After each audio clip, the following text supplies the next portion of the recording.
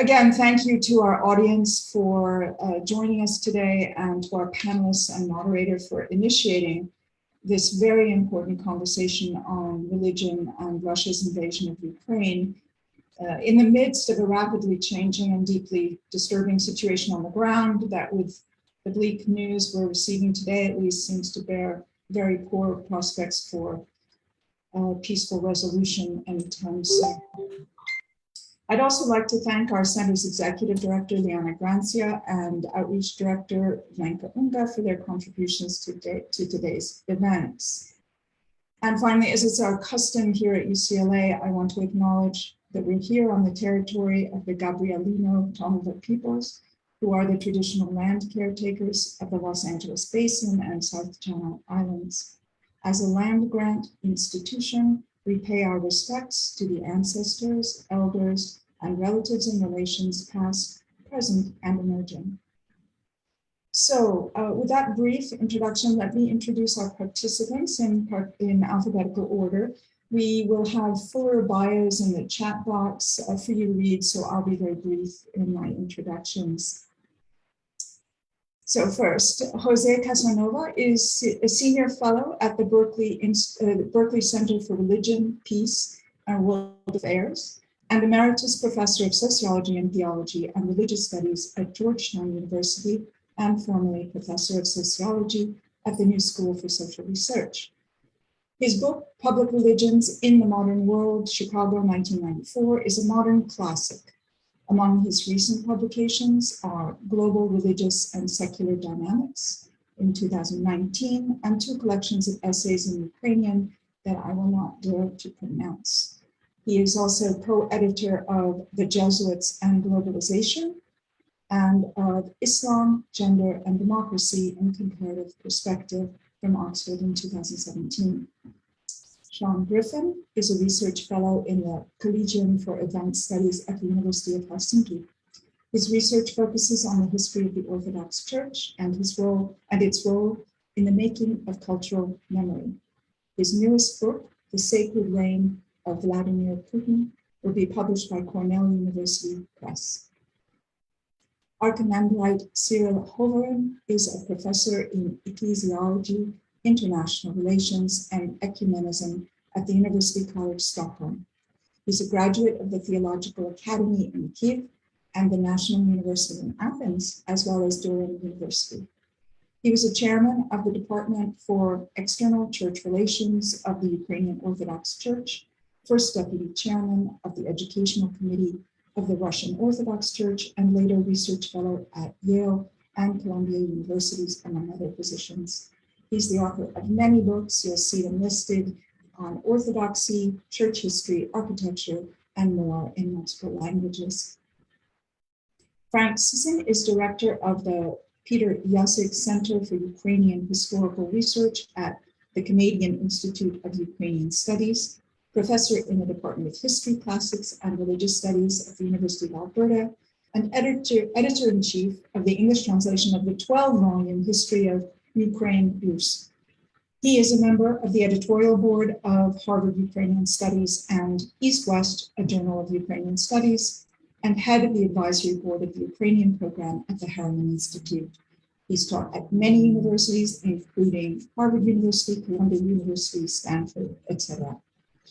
He's the author of a number of books on Ukrainian historiography, early modern Ukrainian political culture, modern Ukrainian religious history, and the Holodomor. He is as well co-editor with Andrea Graziosi of Communism and Hunger, the Ukrainian, Chinese, Kazakh, and Soviet famines, and the recently published Genocide, the Power and Problems of a Concept, and that's just out in 2022. And finally, our moderator, Roman Koropetsky, is professor of Slavic, East European, and Eurasian languages and cultures here at UCLA. He's the author of numerous articles on Ukrainian, Little Russian, and Polish literature, 2 award-winning books on Poland's national poet Adam Mickiewicz, and co-author with Robert Delosa and Robert Romanchuk of Let's Talk, a Basic Grammar of Ukrainian. So I just want to express once again my incredible appreciation for such an illustrious panel to come together, and especially to Roman for his work in putting this together and moderating it. So one more quick reminder before I turn it over to Roman. For the audience, I'm sure you'll have many questions, so please write your questions in the Q&A box at the lower right of your screen at any time during the discussion, and we'll collect them. The presenters will be able to see all of them and will be able to read them during the Q&A. The talk will be recorded for viewing afterwards via Facebook and our website. So just a reminder, don't use the chat box, use the Q&A box for your questions. So with that, thank you so much to everyone once more, and let me turn the podium over to Roman. Thank you very much, Laurie, and thank you to the Center for East European Russian Studies for inviting me to organize this roundtable, and especially to Ms. Ungalenka for doing the logistics for this.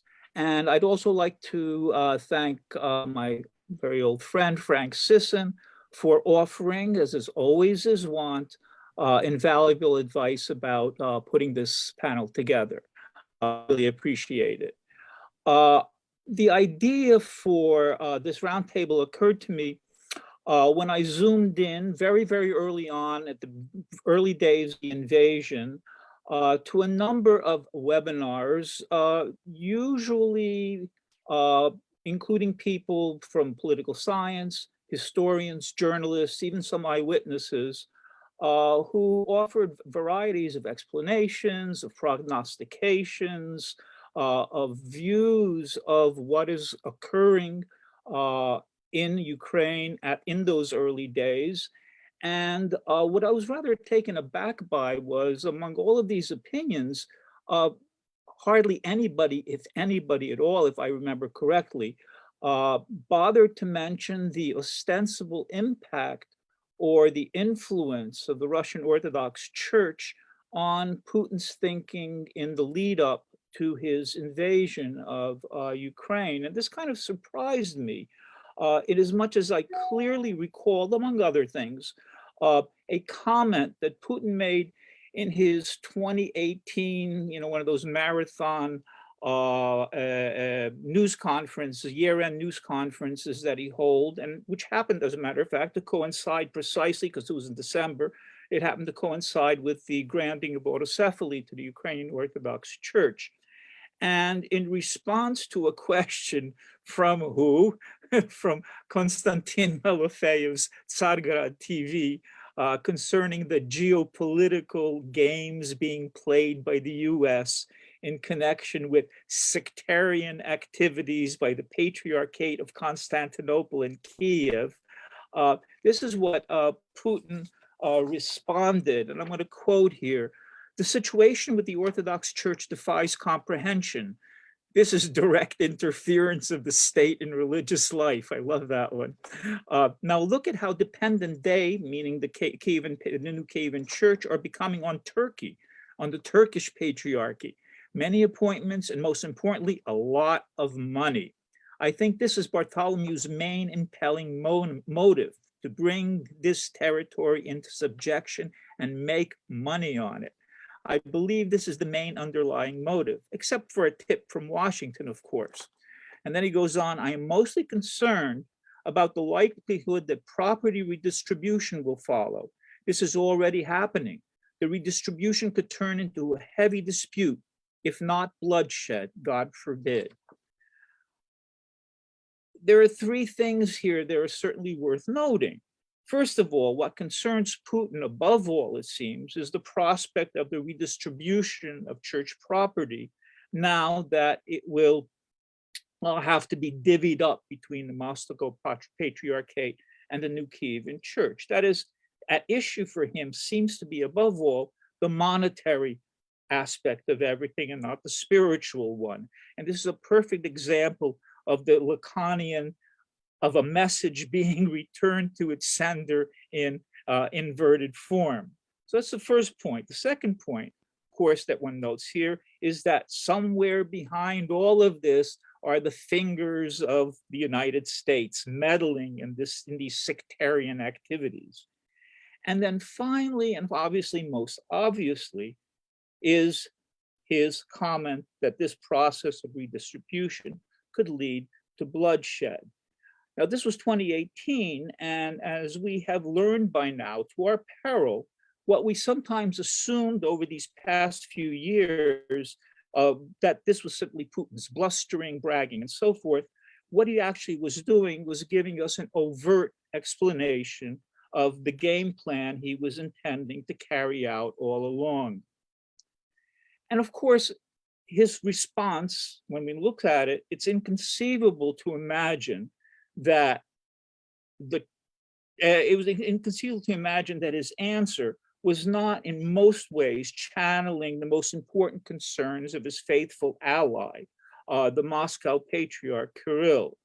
Now, not that Kirill and the churchy heads lack for property, and I'm going to do this little screen share here for wrong one here, for personal use, as we all know here, the watch, the yacht, the car, nor of course for the use of his flock, a church that he built, that was consecrated in June 2020 at the cost of $86 million, apparently, the main cathedral of the Russian armed forces. Again, in hindsight, another picture of this, again, in hindsight, one could argue that the construction of this church was an integral element of the preparations leading up to the invasion. Preparations that included, among others, the poisoning and the arrest of Alexander Navalny, the closing of Memorial, and of a number of other NGOs, as well as the crackdown on independent media. Now, however this may be, over the past now month and a half, I should say, there's no doubt that more and more attention has been devoted in the media, as well as in academia, to the role that the Russian Orthodox Church has been playing and continues to play in the prosecution of the Russian war in Ukraine. And I don't know whether you noticed this, but just the other day, I think it was a day, 2 days ago, we had this report on Fox News. Inside Ukraine, one figure has risen to give theological cover to Russian leader Vladimir Putin. There are questions tonight about whether one Russian Orthodox patriarch is turning Putin's invasion of Ukraine into a holy war. Religion correspondent Lauren Green has that story. We need to be very strong. When I say we, I mean the armed forces first and foremost. On Sunday, Patriarch Kirill, head of the Russian Orthodox Church, blessed the soldiers invading Ukraine. The support of Vladimir Putin's violent and bloody campaign is angering the Christian Orthodox world. Insiders say this supposed man of God is more powerful politician than priest. He's a small copy of Putin. He's a kind of Putin's oligarch,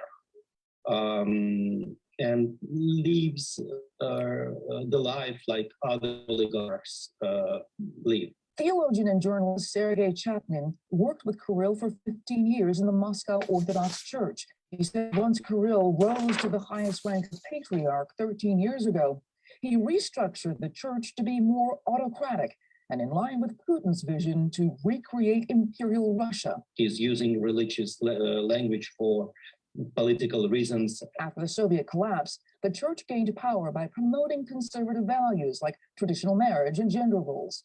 Critics say Kirill justifies supporting the invasion by calling it pushback against Western decadence and liberalism. So the violence that Putin is unleashing in Ukraine is designed to protect Russian speakers from the godless West. Church observers say Putin sees himself as defender of Orthodox Christianity, but his faith is less about the gospel of Jesus Christ and more about maintaining power over an institution that is larger in scope than even Russia itself. Putin is not a genuine believer. Putin is an instrumentalizer of religion. Kirill's support of Putin's war is likely to lessen his power in the Orthodox world. Many parishes once aligned with Moscow before the war are now distancing themselves from Kirill and moving toward aligning with the Ukraine Orthodox Church. Brett? Lauren, thank you. So I think it's quite interesting that we see this report on Fox News of all places, right? In any case, as we all know, This week, the CDC greenlit vaccines for children as young as 5 years old to get. As we all know, the involvement of the Russian Orthodox Church in military matters is not something new. We all remember the wonderful chapter in The Good Soldier Shveik and the drumhead mass that he has there. Or for that matter, I was just recalling Eric Burden and the Animals Vietnam era song Sky Pilot, which is also about the involvement of the church in that particular war.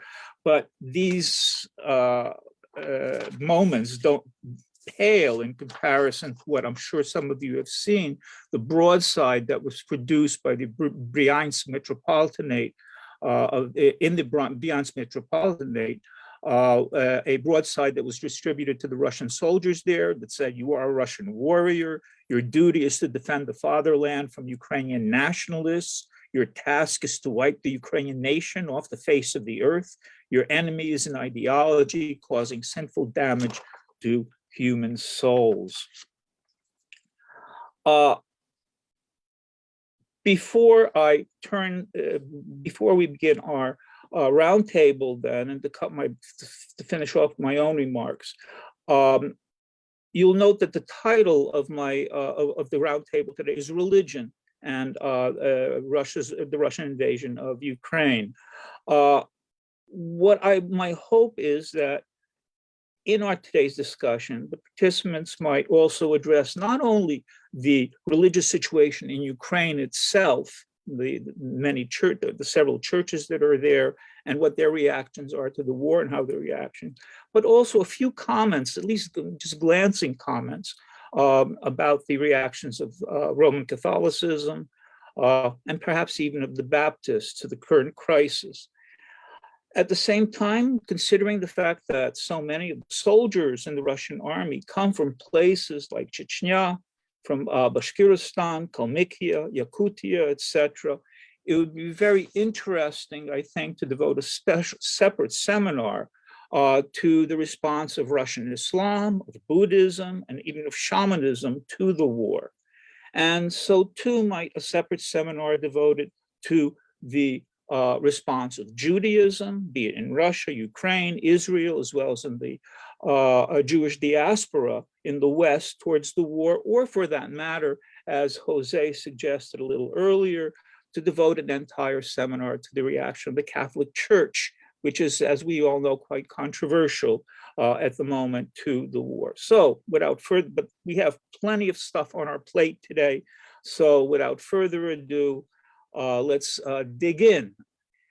The first question I would like to pose, let's say, is a very basic one, and I would like to hear what some of your reactions are, what you think about this, is what is exactly, how would you describe the relationship between the Moscow Patriarchate and, on the one hand, the Russian armed forces, on the other hand, Putin himself? Those are two separate questions, obviously. So maybe the best way to begin is the relationship between the Moscow Patriarchate and Vladimir Putin. How would we describe this? What would be some of your reactions to that?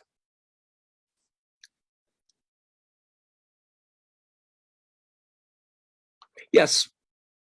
Yes, go ahead. Cyril, go ahead. Right, thank you. Well, I will start with addressing a popular myth about the relationship between the Moscow Patriarchate and the Russian state.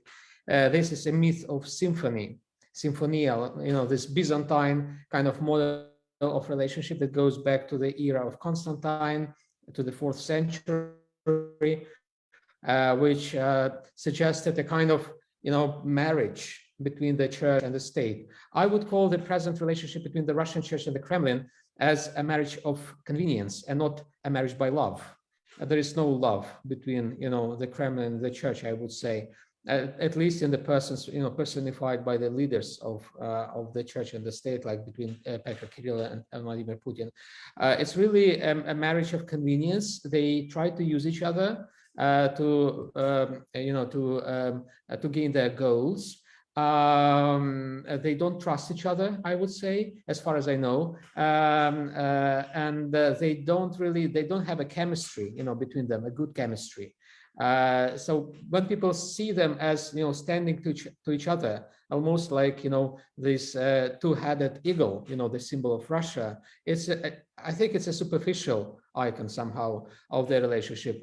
In the depth, it's much more complicated. They really instrumentalize each other. I believe that Putin instrumentalizes the church for his own ends, and the church does instrumentalize the Kremlin for its own purpose, which is exactly to enhance the presence of the church in the public square. Professor Casanova Jose knows much better about the presence of the church in the public square. I think it describes the desire of the church after the collapse of the Soviet Union, when the church had been expelled from the public square. The desire of the church, Patriarch Kirill particularly, is to regain a central place in the square, and he uses the interest of the state in the church to gain the central place in the Russian public square. Sean, I saw your hands up. Could you do you want to say something to say? Sure. Yeah. Well, I think Cyril knows as well as anybody about the relationship you just described. So I'll address another part of the question about the Moscow Patriarchate and the Russian armed forces, because it's something I've been researching and writing on lately. And I think the thing we have to keep in mind is that this did not start in 2022 with the invasion of Ukraine. Patriarch Kirill, long before he was the patriarch, while he was still the Metropolitan Kirill of Smolensk, as soon as the Soviet Union collapsed, he took a very keen interest. He and, of course, Patriarch Alexei, he took a keen interest in bringing the Orthodox religion and the Orthodox Church into the armed forces. In fact, in 1992, only 2 weeks after the official dissolution of the USSR, he gave a speech in front of 5,000 ex-Red Army officers, in which he basically said, Orthodoxy can fill the ideological vacuum of the loss of Marxism, Leninism, and basically create patriotism in the population and especially in soldiers. This led to a multi-decade relationship that has been very financially profitable for the Russian Orthodox Church, and which, as you rightly pointed out, Professor Korbetsky, I mean, it's incarnated more than anywhere else in this main cathedral of the Russian armed forces. And what we're seeing there, I think if you actually look at the ideology that is painted, it's not really painted, they're mosaics on the walls of the church there. What you see is an ideology of holy war, and what you see is, and this is a point that I want to emphasize, I think, throughout whatever I can contribute to this conversation, Cyril Hoverin, he's described it over and over again in a lot of his writings as political orthodoxy. I think, especially with the invasion of Ukraine, we need to talk about something called Siloviki orthodoxy. All right, Siloviki being the Russian word for the security state, the security agencies, the military. My reading of events is that there's a lot of ideological factions within the Russian Orthodox Church. In 2022, we have seen the rise of a very specific stream of ideological orthodoxy that is strongly tied to the Russian armed forces, and Kirill is directly responsible for its creation. He's been doing it for 30 years. And what's remarkable is that, in my opinion, and perhaps I'm putting the cart before the horse here, it has really come back to bite him, because the ideology that he created that promotes this holy Russian army, well, it ended up invading his own canonical territory. So it's a bit of a disaster for him, in my opinion. Frank, go ahead. Yeah, just to add two things. One, the Bryansk manifesto that you read, we think is a fake. Yeah. And so I wouldn't want that to go further. The other would be, my initial response when this occurred was that one of the interests of both Putin and Patriarch Kirill in Ukraine was biological Orthodox material. above all, because I think you're pointing out of the various creeds within Russia and the creeds of the soldiers is a very important issue. If Russia in 1991 was 9% Muslim, today it is 13% Muslim. It'll be within another 10 or 15 years going on 20% Muslim. This should, in a state which has civil society, be manageable, but not in a wholly Rus or Russian Orthodox society as portrayed. I in some ways now, whatever the original planning would be, would maybe take that back, because of course what the Russian invasion has proceeded to do is to destroy so much of it, the potential group that it would have taken into this new world. But certainly this dissonance between where the Orthodox Church's official position is and the reality of Russian demography and religious practice, with the low level of practice of Orthodox believers in Russia, I think makes this a particularly brittle symbiosis, or really no symbiosis at all. Cyril mentioned your name, Jose. Would you like to make a few comments here? Yeah. Yes.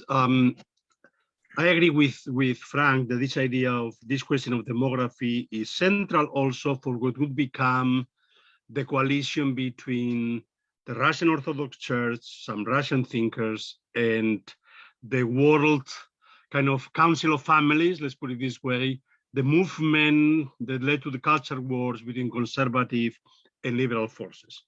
Now, I'm no expert on the inner workings of the Kremlin or the Orthodox Church, but it seems to me obvious that prior to 2010, when Putin spoke of the Ruski Mir, he was talking in terms of the Russian language, not much more, and protecting the Russians abroad. It was the Moscow Patriarchate that gave Putin the ideology, the political theology of Ruski Mir. That has two dimensions. One is Ukraine can only exist as part of Russia. If it's not part of Russia, it has to be annihilated. This is, if you wish, the war against Ukraine. The other is, of course, the war against the decadent West.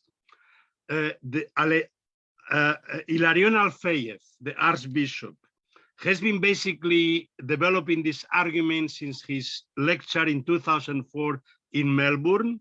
In 2005, in the Europe of Religions, the dialogue, he went against Protestants, he went against secularism, and basically this argument that Russia both has to defend itself against Ukraine, but also against the decadent liberal feminist West, has been going now for at least 15 years. And this is what the Moscow Patriarchate has given the regime. I'm not sure about the personal relations, but ultimately when Crimea was annexed, invaded and occupied and annexed, at the end when Putin recognized that indeed they did it, he said, yes, Crimea is ours because Prince Volodymyr was baptized there. Of course, if Crimea is Russian because Prince Volodymyr was baptized there, the more so, of course, all of Ukraine, Kiev and all of Ukraine is Russian. So this is a central argument for why, let's say, Ukraine has to be annihilated, denazified, but also why this is part of the conflict with the entire West, with the decadent, liberal, democratic West and against the European Union. Which brings up another issue here is then what exactly, what role do you think, was there a direct role that the Orthodox Church may have played in undermining the Ukrainian state all along and encouraging the invasion of Ukraine? How active do you think they actually, what active role do you think they played in the planning or the build-up to this situation? Yes, Frank, go ahead. Not build up, but maybe to switch Orthodox churches of the Moscow Patriarchate. I think we've got to face that as well. The Moscow Patriarchate in Russia is a very different institution from the Moscow Patriarchate in Ukraine. I think without a doubt, what happened after 2018 and throughout the process leading up to it and after it showed that the Moscow patriarchal followers in Ukraine were able to create a rather vibrant institution. We can argue as to what role of a minority it is and how dependent on the clergy as opposed to the laity, but certainly something that was much more vital than the Russian Orthodox Church in Russia is. Did it undermine Ukrainian statehood? This is now, I think, a major issue going on among the followers of the Moscow Patriarchate, and certainly they are being accused of it by others in Ukraine at the moment. That is their willingness to go along with Mr. Novinsky, groups who back the Russian world, in arguing that they were being ferociously persecuted, going to international bodies, played into the hands of the Russian state in a way, but also did not portray the reality of the religious situation in Ukraine. We've had a very interesting text by Serafim Pankratov, an archimandrite from Sumy, who calls upon the believers, above all the clergy of the Moscow Patriarchate in Ukraine, to begin to admit some of these issues, which they have been very reluctant to at this point. So even if one can argue that it was only a minority of the Moscow Patriarchal clergy who backed the Russian world or are still hoping for something that they can remain under the Moscow Patriarchate, it certainly played a role in building up what might be called the drum roll, if not never expecting, I'm sure, the invasion that came. And this is, of course, the great shock they are all going through now. Anybody else? Yes, go ahead, Jose. I think Father Cyril probably has something to say, but we can see when the visit, not only when, of course, when the Tomos was announced and then Putin called the Security Council of the Russian Federation, but when the visit of Bartholomew to celebrate the anniversary of Ukraine's independence was announced, obviously there was a movement to boycott and an organization, of course, to also boycott the visit. It was very unsuccessful. So on the one hand, you could say there were some people that were going to go along, but many of the believers. And in fact, public opinion surveys show that the majority of people from the Ukrainian Orthodox Church Moscow Patriarchate in Ukraine welcomed the visit of the Patriarch. So again, there is the question of the leadership and the question then of the believers. There is the famous picture, of course, of the ecumenical patriarch, and his, I think on his right was Epiphany, and his left, Sviatoslav, so the head of the Ukrainian Orthodox Church, the head of Greek Catholic Church, then dozens of other religious leaders from Ukraine that represent Ukrainian religious pluralism, Protestant ministers, the Roman Catholic cardinal, Jewish rabbis, imams, all of them precisely accompanying the Patriarch. The only absence was the Ukrainian Orthodox Church Moscow Patriarchate in the picture. Go ahead, sir. Yeah, I just add to this. I agree with the speakers in the assessment of the role of the church. I would say that the church, I mean, both the skin, the flesh, and the bones of the church were used by the Kremlin to justify this aggression, this war.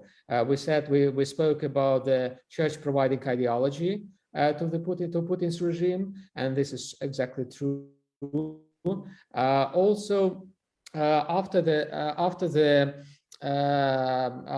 granting autocephaly to the independent Ukrainian Church, Orthodox Church of Ukraine, the Kremlin did everything possible and impossible to keep the Moscow Patriarchate in Ukraine away from the process of unification of Orthodoxy in Ukraine. They used, different methods like bribing, like forcing, like threatening, like, creating confusion, all sorts of propaganda.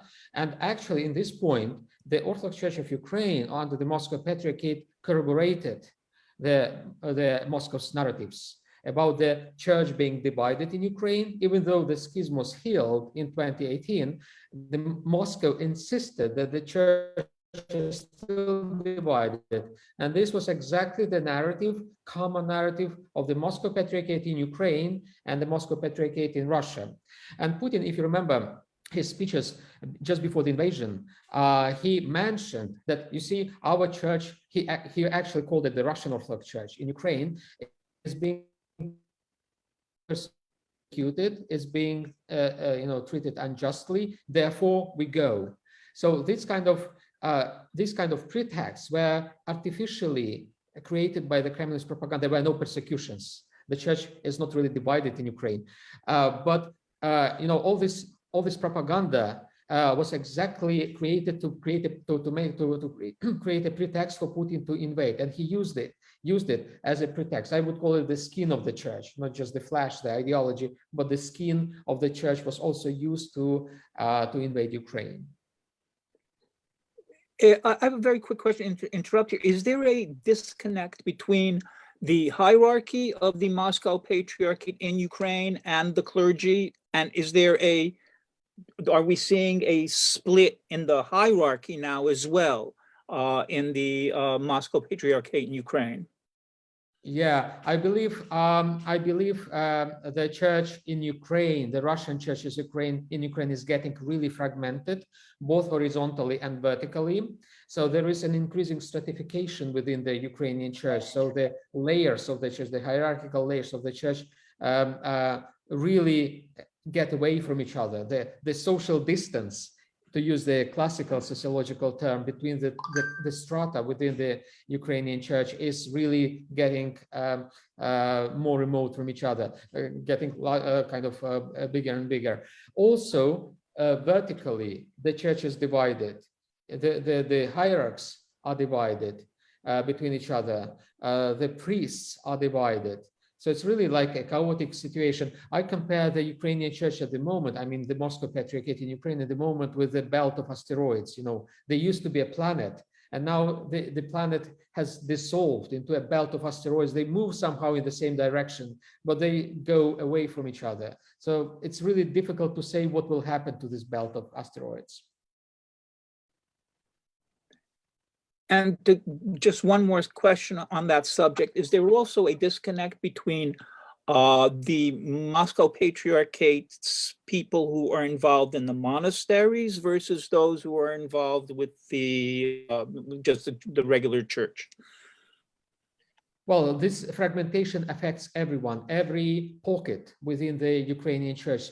The monasteries are divided. Well, my estimation is, for example, the main master of the Ukrainian Orthodox Church and the Moscow Patriarchate, the Lavra of Kiev, like the Brotherhood, the monastic community in that monastery is divided like 50-50, pro and against, for example, joining the Autocephalous Church.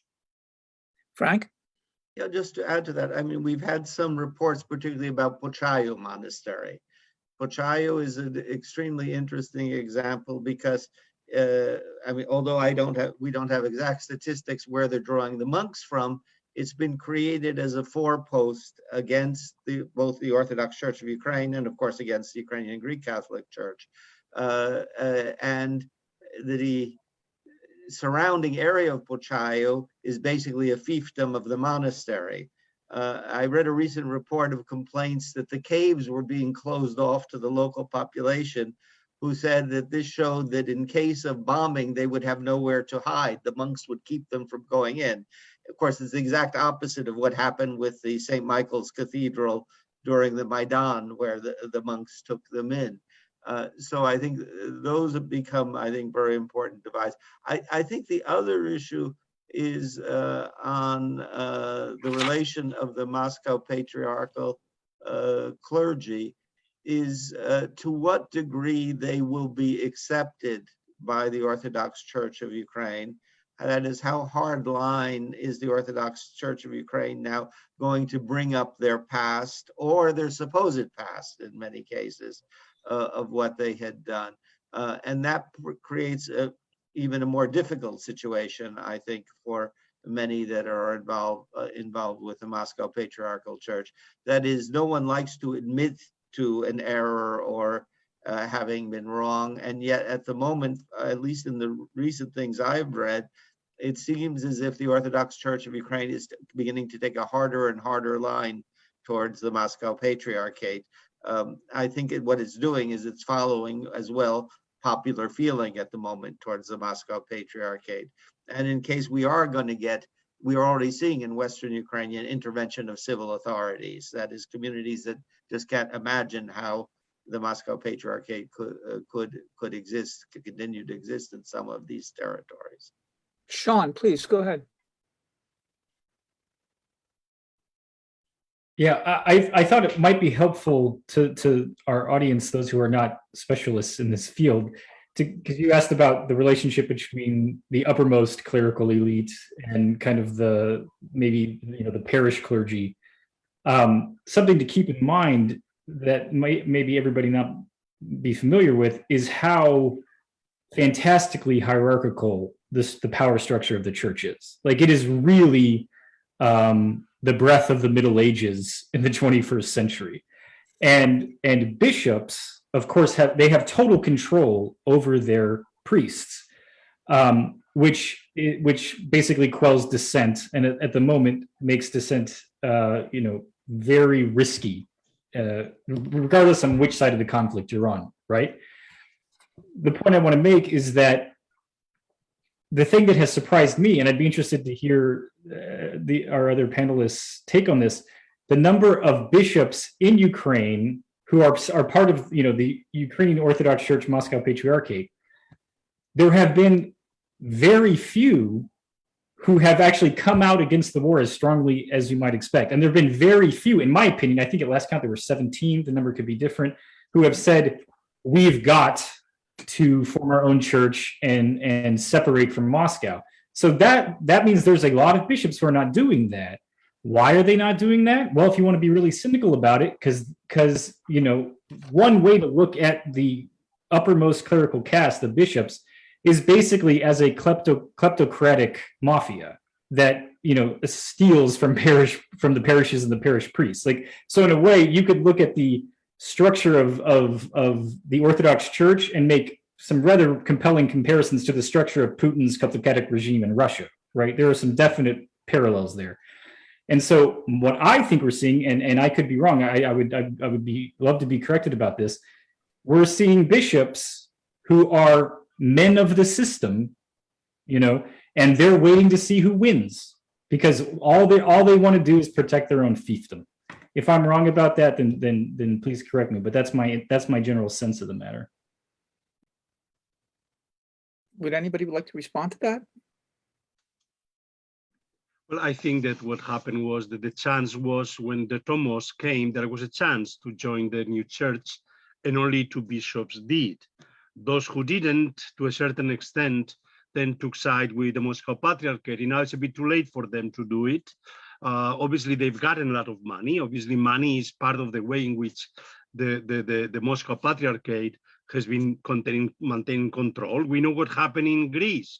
Even those who were pro-Russian, the Greek bishops, were so upset by the pressure, the bribes of the Moscow Patriarchate that they decided to vote for the joining the communion with the new Orthodox Church. So there is a lot of pressure, and I think by now it's a bit too late. Also, of course, the leadership of Onufriou in this respect, he's not a worldly man.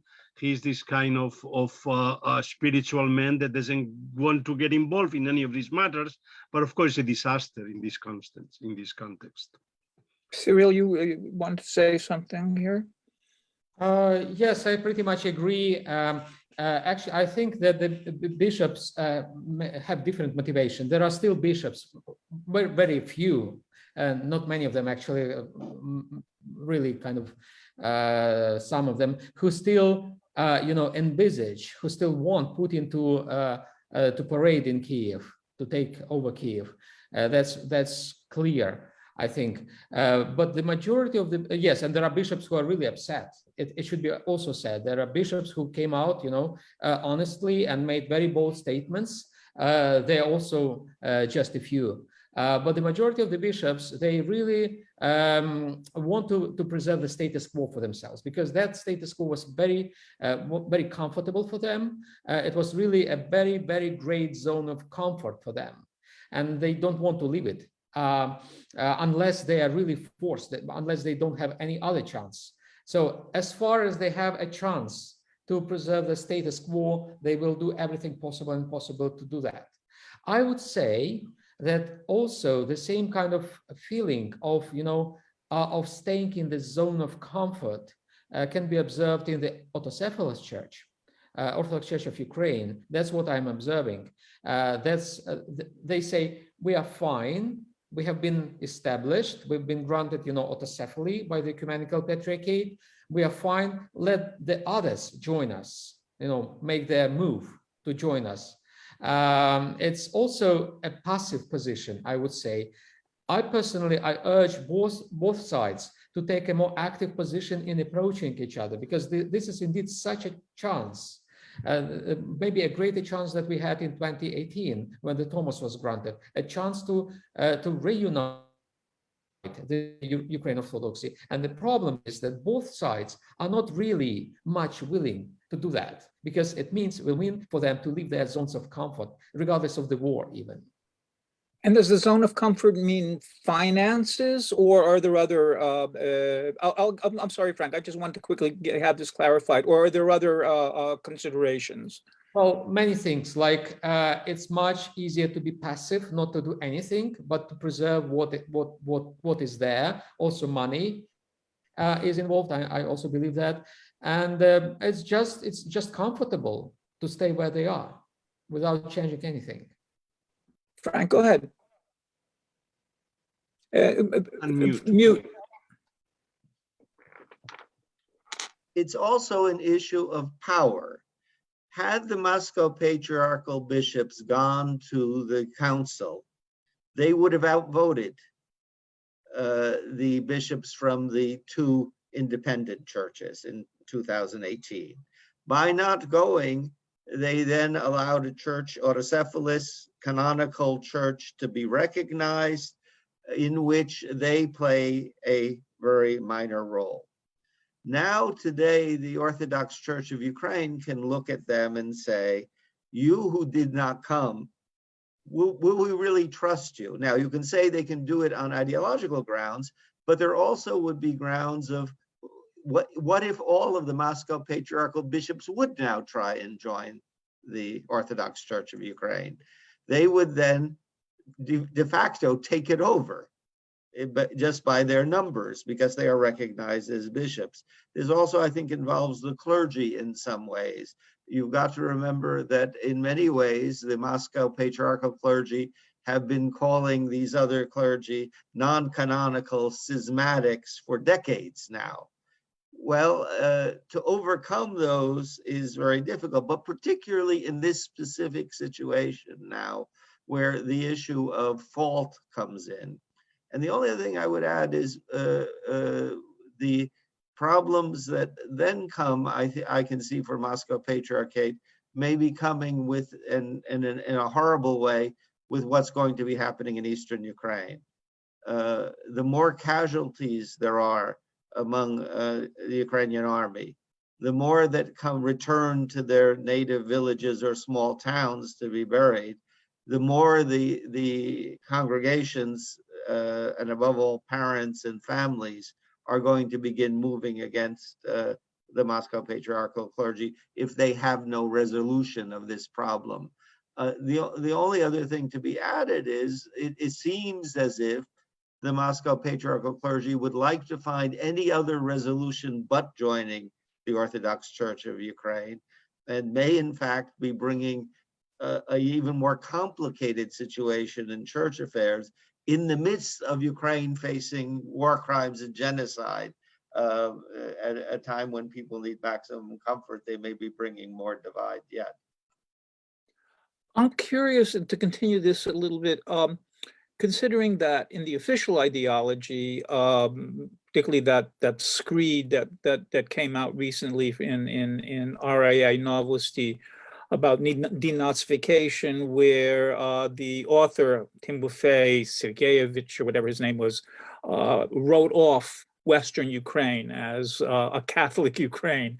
I wonder how concerned the Moscow Patriarchate is about Western Ukraine, considering that there are a number of Orthodox parishes in Western Ukraine, but they are relatively new Orthodox parishes. Are they concerned about it at all, or have they written that off as well?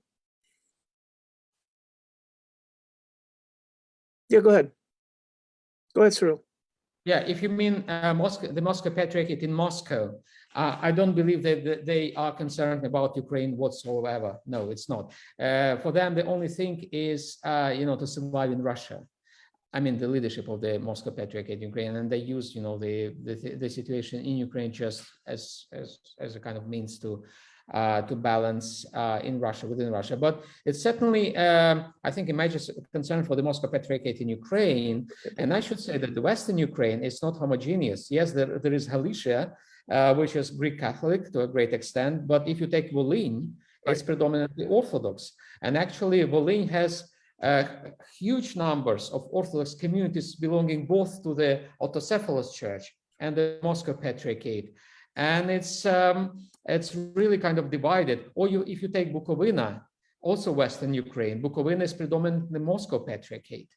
Not much, voting for the Autocephalous Church. So Western Ukraine is as Orthodox as probably Eastern Ukraine, maybe even more Orthodox than Eastern or Central Ukraine. So yeah, it's a divided kind of the Orthodox community in Ukraine is really divided, fragmented. That's what I said. Now, the final, well, yeah, we still have a few minutes. What I would like to talk about is the possible dissent in the mosque, in the Orthodox Church in Russia.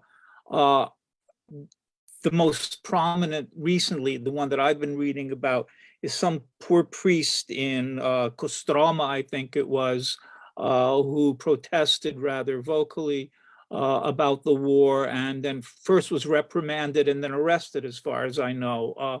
How wide is this a real exception, or do we know about more dissident voices in Russia proper protesting against the war?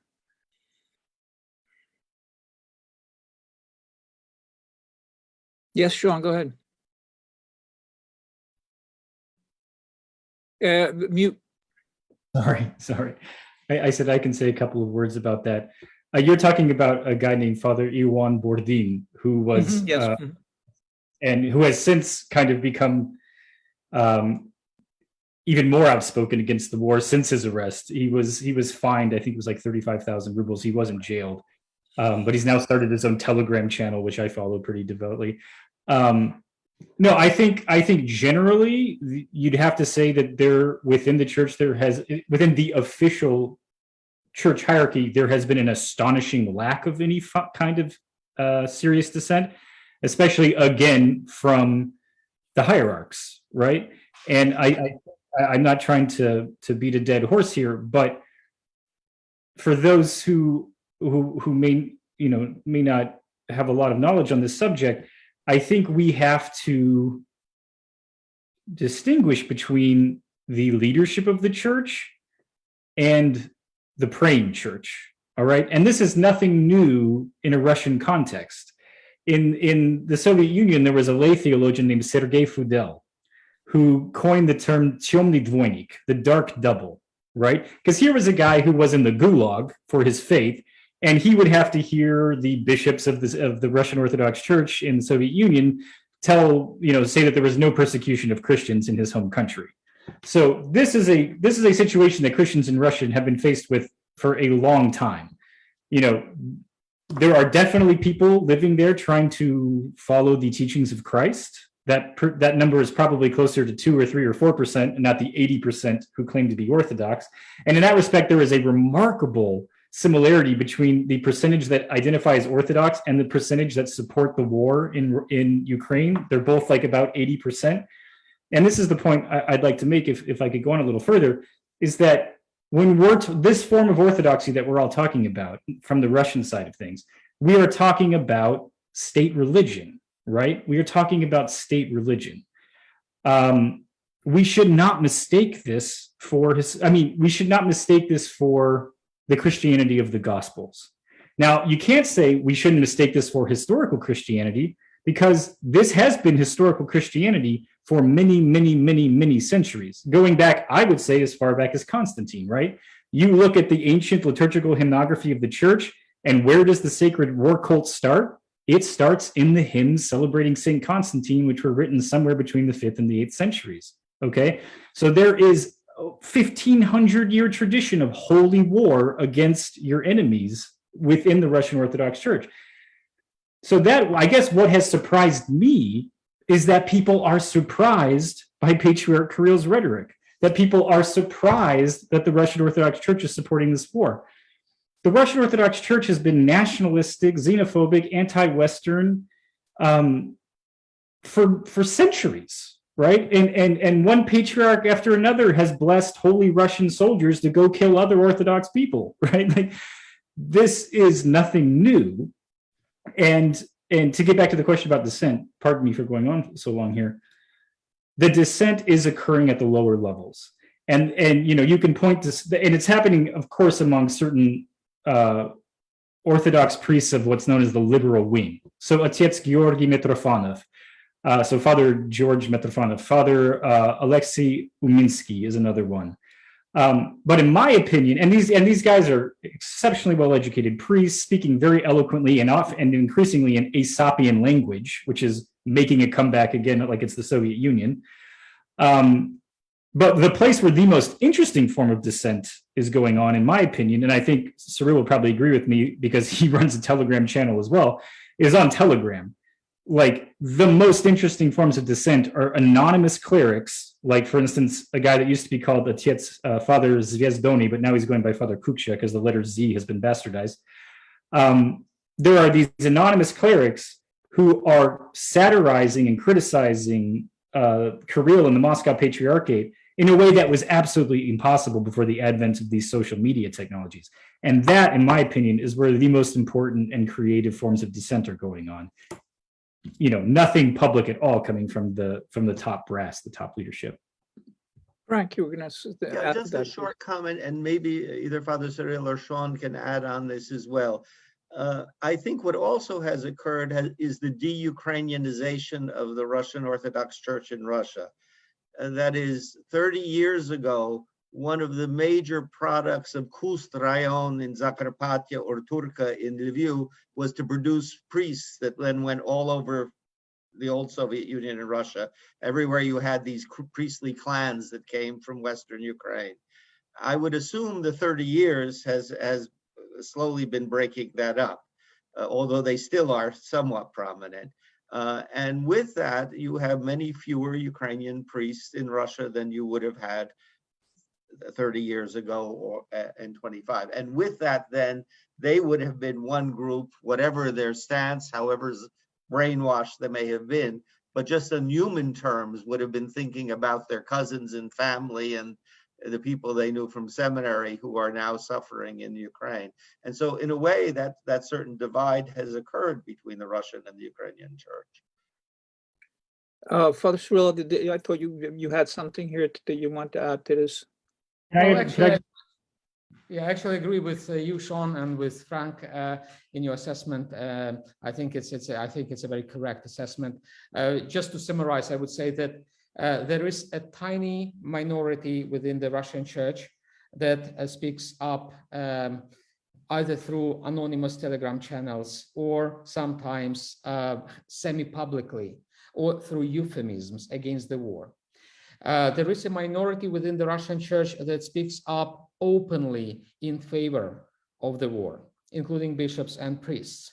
The majority, the vast majority, like 90-something%, that's my kind of subjective estimation, are passive, either passive against the war, a small faction of this passive majority, or the largest part of this passive mass of the Russian Church would support the war. And it applies. It also happens outside Russia. I receive reports like from the Baltic countries, which are really under the direct threat of Russia. And the Russian pockets, the pockets of the Russian Orthodoxy in those countries, in the Baltic countries, Like 80% of clergy and faithful in those communities are in favor of the war, are in favor of Putin. Imagine. So it's really very disappointing. Well, the European Parliament praised 300 priests who signed the petition, against the war from the Russian church. 300 priests against 40,000 priests.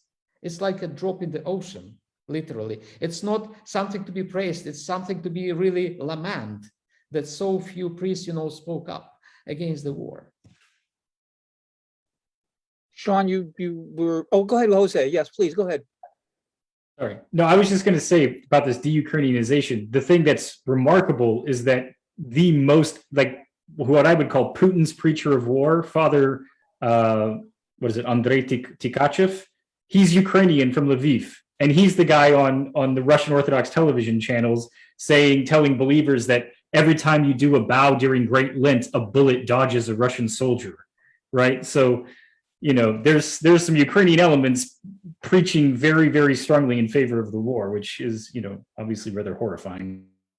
Jose, go ahead. I mean, well, the reference to the Baltics also raises the question, the consequences for global orthodoxy. Already the conflict between the two patriarchates going on since at least the Council of at least 2015. And that has now become really, really for the first time vocal. Surprisingly, much of the world orthodoxy had been siding with the Moscow Patriarchate until very recently. And the whole issue, very few churches were willing to recognize the new Ukrainian Orthodox Church.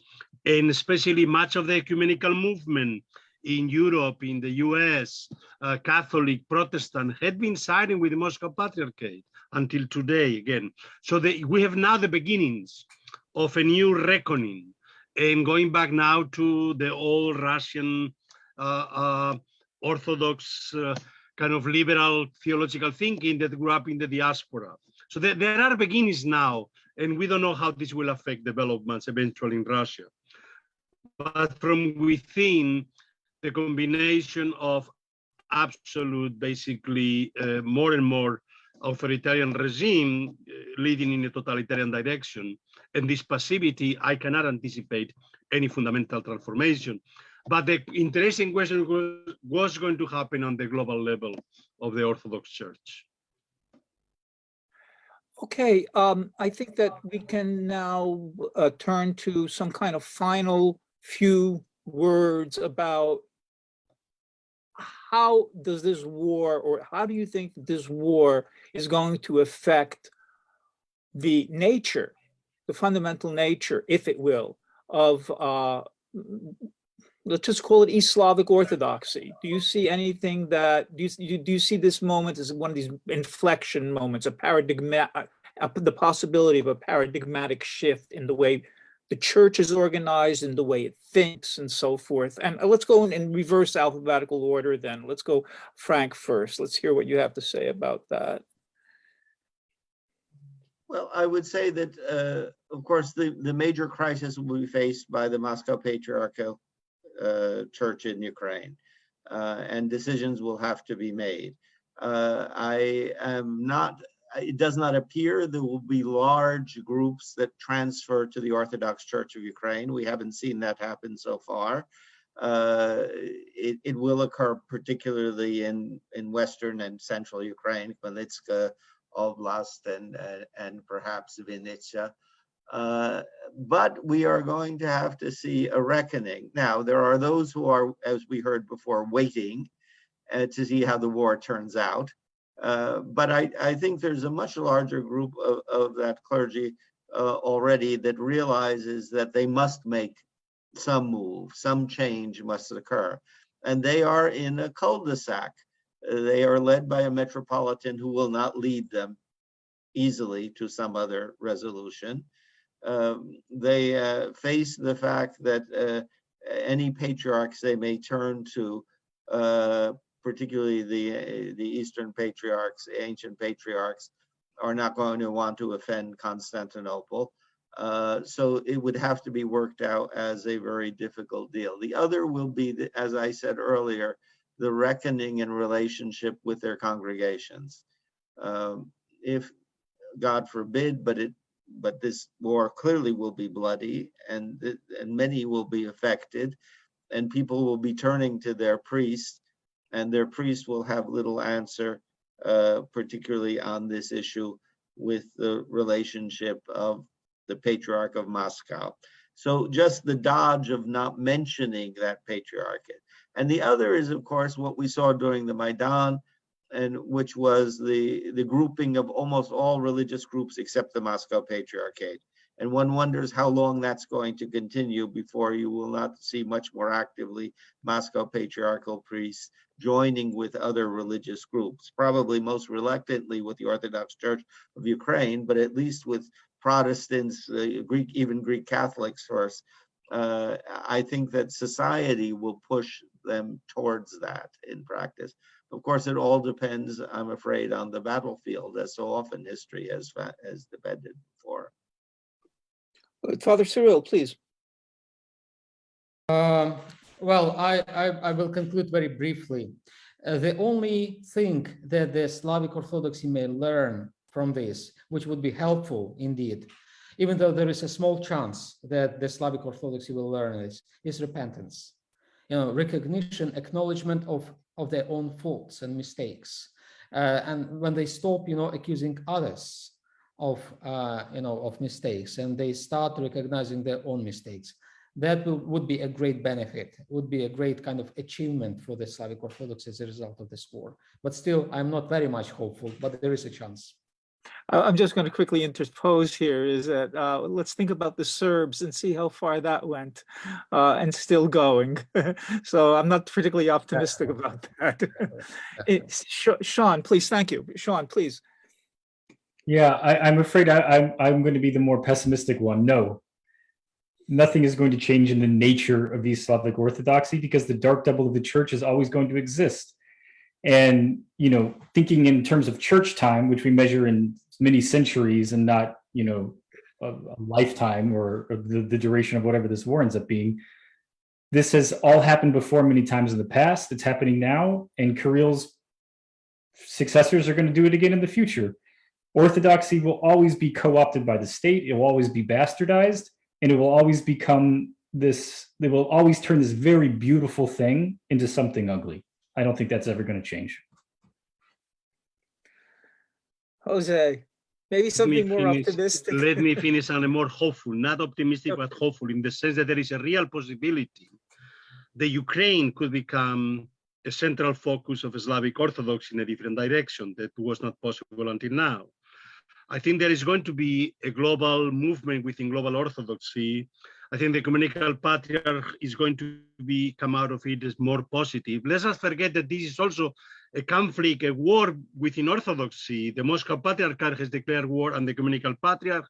Now the war was expanded to Africa through the Patriarch of Alexandria. And I think there is a chance now that diasporas, orthodoxies, and some people within, at least within the European Union, there's going to be a possibility of some rethinking. In Ukraine, I mean, if as Father Hovorun said, if there is a possibility of some serious conversations, discussions between what is now really a divided Orthodoxy within Ukraine, if there is some possibility for some convergence there, then there is a possibility of that Ukraine could play the same way it's playing now in terms of revitalization of democracy, even within the European Union, that it could play a role. I'm not saying for Russia yet, but if the rest of the global Orthodoxy, there could be a turning point. Okay. I'm going to turn over the discussion now to the audience and some of the questions that have been posed on the question and answer board here. I'm looking through them, and let's go through the first. One question is, the persecution of religious minorities such as Jehovah's Witnesses has intensified since the start of the war. Do you expect that all the unwanted religious minorities like Mormons, Pentecostals, ISKCON, as well as various local autochthonous religious deviant groups will be put under a lot of pressure, or there will be will there be an attempt to eliminate them altogether? I mean, Go ahead, Jose. Yes, please. I mean, obviously within the Russian Federation, this is going to be the case. More repression of whatever possibilities, because those are groups that are considered, I mean, there are three categories: the national religion of the Russian people, which is the Russian Orthodox Church, the traditional religions of the empire, let's say Muslims and Buddhists and Jews and perhaps Baptists, and then the others, the new religions. But let's not forget what happened in Crimea and Donetsk and Luhansk and Donetsk after the occupation. The other groups, Ukrainian Orthodox, Greek Catholics, Protestant ministers, Muslim Tatars, they suffer repression. So again, within Ukraine, in places that are going to be occupied, if the occupation continues and is basically strengthened, then other groups than the Russian Orthodox, all of them are going to suffer serious repression. Any other comments about that? Anybody want to add anything?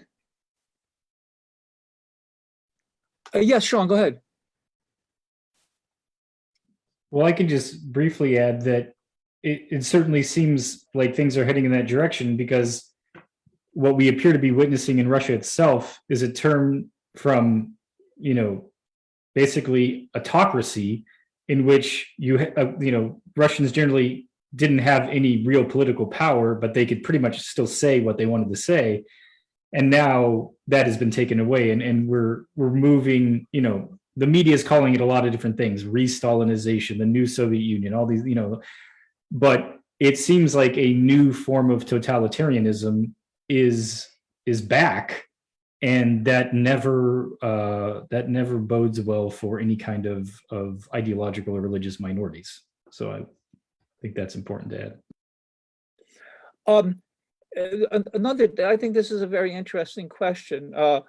What are the ramifications for the Moscow Patriarchate Church, both in Ukraine and in Russia, if the Ukrainian military ultimately prevails? Frank, go ahead. Well, first of all, my assumption is to some degree the Ukrainian military will prevail, that Ukraine is going to emerge out of this conflict. We will see what that compromise would be. I don't expect this, but of course we cannot tell. The situation that will come with that victory is also going to be related with what kind of Ukraine comes territorially out of it. If the Putin scenario comes of lopping off still parts of South and Eastern Ukraine, one will find a rather more homogeneous Ukrainian state, and one in which the Moscow Patriarchate in particular will have great difficulties in finding how it can fit in this state, since I assume that the recriminations from the war will be rather great at that point in time.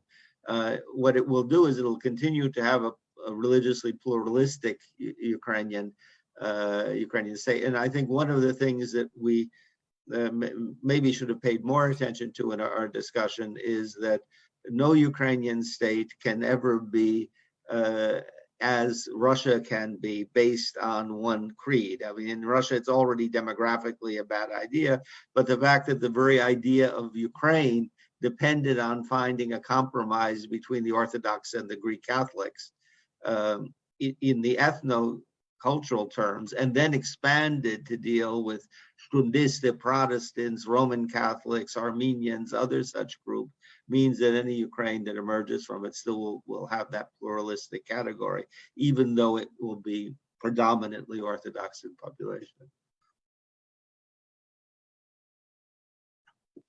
Lori has an interesting question, and she'd love to know what the position of the Greek Orthodox Church is towards all of this. Is it unified, split, different opinions? Jose, I think you'd probably be a good person. Well, I mean, I don't know about the whole Greek Orthodox Church, but I see from at least from the people that have spoken lately. I mean, some obviously it was they, Greek Orthodox theologians, that basically were the leaders of the letter condemning Ruski Mir, and that were signed by so many Orthodox theologians. If you look at the role of the Bolos academic theology and its linkage to Ukraine, I think that in general sense, Greece made a decision ultimately once they joined the Ecumenical Patriarch in recognizing the new Orthodox Church. So this was the turning point for Greece. For the other churches is different, but for Greece, I think the decision was made. Anybody want to add anything? I have a question kind of along these lines. There have been several stories about the tensions that the war has been causing among Orthodox congregations in the United States. And I was wondering what your opinions about this is and how this may be playing out among I mean, we know that there are several different types, various different Orthodox denominations in the United States with different allegiances and different origins and so forth. But aside from the ethnically oriented ones like Ukrainian, for instance, or even the Greek, the more ecumenical Orthodox churches here in the United States, what's the situation with them? Yes, go ahead. Yeah, if I may briefly address this, I think indeed different jurisdictions in the U.S. have made different statements. The boldest statement, I think, has been produced by the Ecumenical Patriarchate in the U.S. I mean, the Archbishop Elpidophorus, the head of this church in the United States. Probably the weakest was produced by the ROKOR, Russian Church outside Russia. There were some kind of hesitations on behalf of the Orthodox Church in America, OCA, the kind of autocephalous according to Moscow. But recently, the Synod of the Church and the Primate of the Church, Metropolitan Tikhon, made good statements. Actually, they decided where to go eventually, even though that church had been affected by the Russian, propaganda and influence quite profoundly. If you take even the case of St. Vladimir Seminary, which has been really kind of heading to an unclear direction, to say the kind of, to put it politely. So yes, it's moving. There is a polarization within the American Orthodoxy, I would say. And yeah, it is as polarized. I mean, American Orthodoxy in general, across different jurisdictions, it is as polarized as many other Orthodox churches in Europe. Before I go to you, Frank, I just want to clarify a thing. When you say polarization, do you mean polarization in terms of the hierarchy and the priesthood, or the congregations? The same as in Ukraine, both horizontally and vertically. I mean, between the strata, like lay people, I think the majority of the lay people would, like in the ROKOR, as far as I know, they would, support Ukraine, and I know they do. But, some priests and some bishops, until recently, at least, the majority probably, they would go for Russia, and they would, support even as far as they would support Putin. Frank, so it's both horizontal and vertical. Go ahead, Frank. I think I'm following up on this idea of the congregations. There was an interesting article done in Boston on various parishes, going to both the Ukrainian Orthodox parish and then to the ROKOR parish.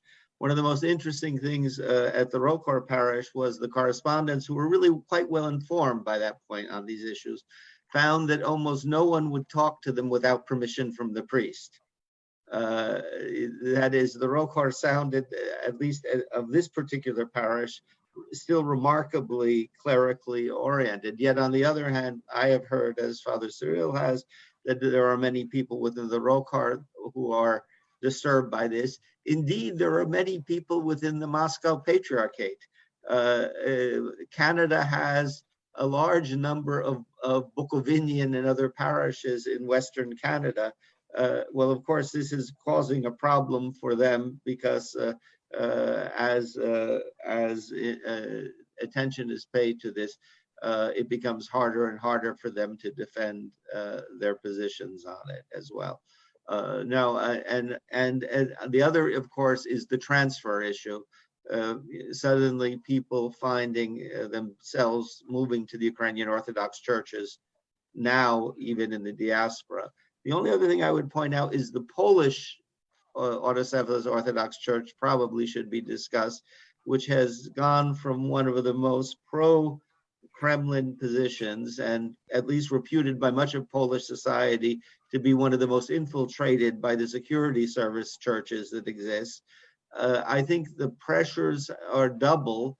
They have been from the believers and the large number of believers who are arriving in Poland, who are serving the church, but also from general Polish public opinion, which made it impossible for the Polish autocephalous Orthodox Church to continue on in the way that it had begun. So you can see these splits occurring now because of pressures as well, not only congregations, but also the general society in which they exist.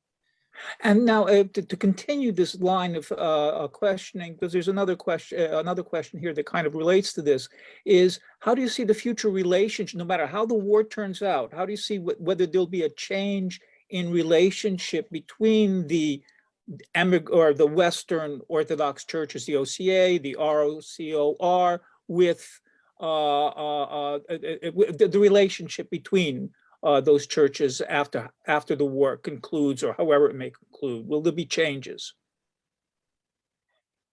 in the relationships? Well, it's really difficult to predict. Hopefully, they would get closer to each other, because they were really kind of away. Before, like several decades ago, they would not even greet each other. When priests from the two churches would meet each other in the street, they would not greet each other, or pass to another side of the street. And hopefully they would get close eventually. But I think this polarization will stay as a result of the war. There was already a polarization within American Orthodoxy as a result of the culture wars. And this polarization has been imposed upon the American Orthodoxy from the Protestant, mostly from the evangelical and the Catholic kind of communities. And now a new polarization is added as a result of this war. Now the churches are polarized in their attitude to the war. So I think it's a bit complicated. It's going to continue a bit complicated, the relationship within the American Orthodoxy. Another one question here is, if we argue that Russian self-identity is tied to empire, that Russia has little sense of national but more an imperial identity, what role does the Russian Orthodoxy play in that identity, or in creating that identity? Can Russia ever shed that imperial identity without a fundamental reorientation of Russian Orthodoxy?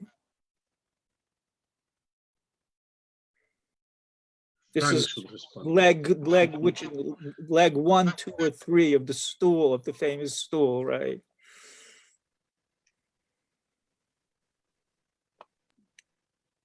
Yeah, go ahead, Sean. Go ahead. Well, I think it would be very, very difficult to shed that imperial identity, because it's built into the ritual services that the people participate in, right? Like, Russia receives its Christianity from the Byzantine Empire, the most powerful empire of the Middle Ages. And they didn't, when that liturgical technology was implanted in Rus, it didn't just save souls, it also implanted a lot of core narrative imperial paradigms in the minds of the people that then expanded over the centuries, especially as Muscovy came into being. So no, I would say at this point, like, we're too far down the road. There would have to be a reformation of absolutely unprecedented magnitude in the Russian Orthodox Church, and anybody that sees that coming is not looking at things very accurately, in my opinion.